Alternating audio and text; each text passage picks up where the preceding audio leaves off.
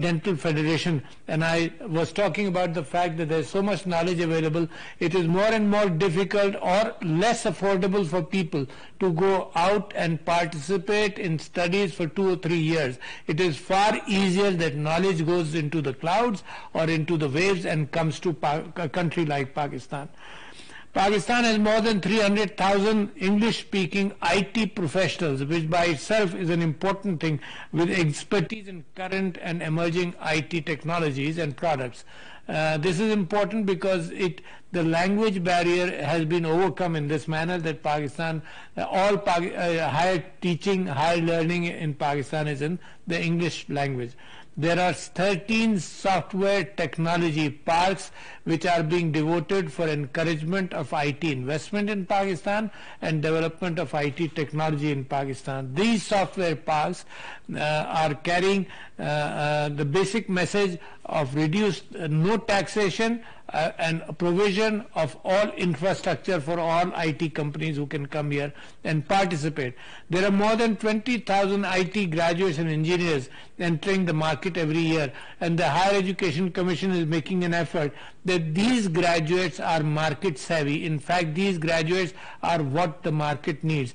I, as a president, also inaugurated the Presidential Initiative on Artificial Intelligence, which was promoting the learning in the network, in the network area, the artificial intelligence, blockchain technology, cloud computing, software language, and cyber security. These are important areas, and we wanted to educate our children, educate our graduates or undergraduates in these areas so that they can fit into the needs of the world for tomorrow.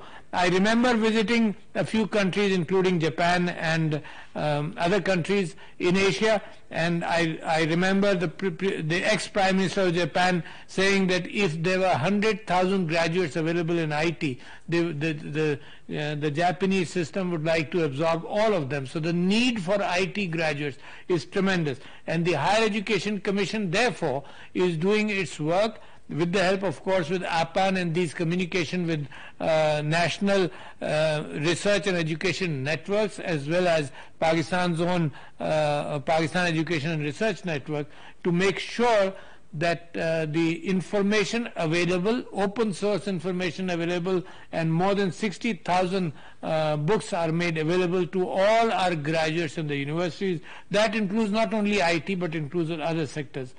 The remarkable and important thing is that Pakistan has achieved a tele-density of about 83%, with almost 176 million cellular phone users out of a total population of 220 million.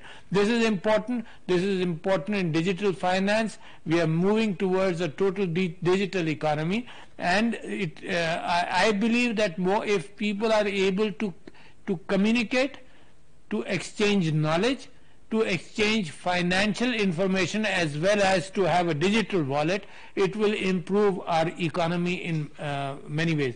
The broadband subscribers have also increased from less than 1 million in 2010 to 93 million in December 2020. This is a very steep rise, and with the COVID situation throughout Pakistan, there was distance learning which was practiced, and some areas, in most of the areas, we went on to online education. What COVID has done, a lot of damage in the health sector and in the physical sector, but it has encouraged a boom in IT communication through different platforms, and ensuring the fact that people should not stay home and waste time, but should be able to communicate. So we are looking at e-commerce as well, so that goods are exchanged and all the commerce can still go on. We are looking at e-health platforms, and we are looking at e-finance. E-health for Pakistan has been important. We were able to manage the COVID situation with the peak at one time in July at 6,600 patients, and today we are at around 200 new patients from 6,600. So Pakistan has managed it well. A huge population base compared to other regional countries.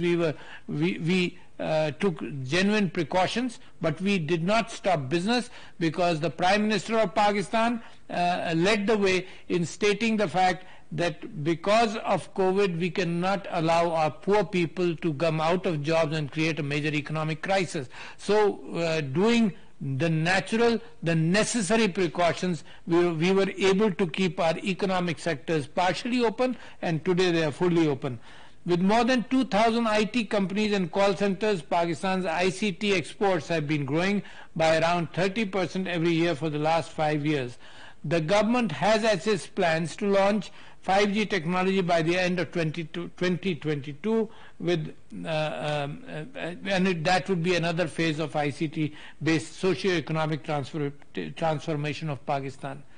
The recent figures regarding freelancing revenue growth of Pakistan was seen at 47% this year, placing Pakistan at the fourth position in the country in 2019 for freelance development. That is remarkable. That means Pakistan is ready to service the world's needs of freelancing software.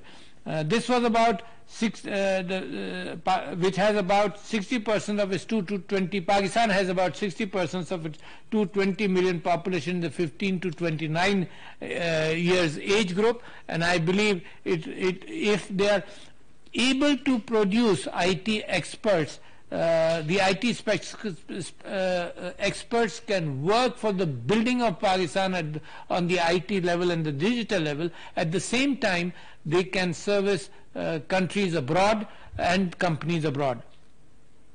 The Higher Education Commission of Pakistan has contributed tremendously for the introduction of ICT-based research, of course with PERN, and it has under its wing about 350 universities and their satellite campuses. So there is a huge responsibility on the Higher Education Commission, and it is doing a splendid job. It has 60,000 digital books and research journals available for the students.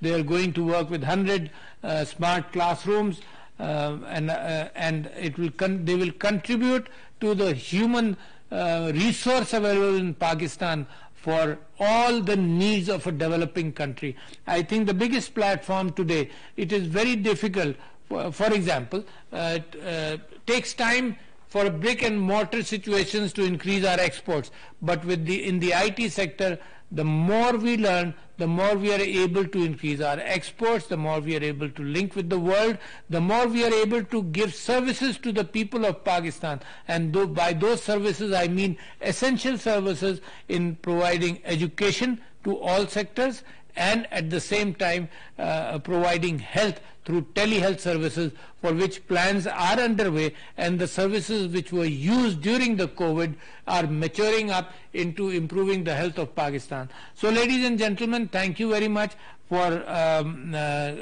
this conference, and I wish and hope these communications, these linkages between the countries in the region of APAN and PERN, cooperates with him, and of course research and national research and education networks, because through this cooperation we can increase the possibility of peace, we can increase the possibility of commerce, we can increase the possibility of communication. So ladies and gentlemen, with thanks to HEC and APAN, thank you very much. Assalamu alaikum. सदर doctor Arif Alvi HEC के ज़रिए तमाम 51वें Asia Pacific advance network virtual meeting के इफ्तिताही session से खिताब कर रहे थे। उनका कहना था कि हायर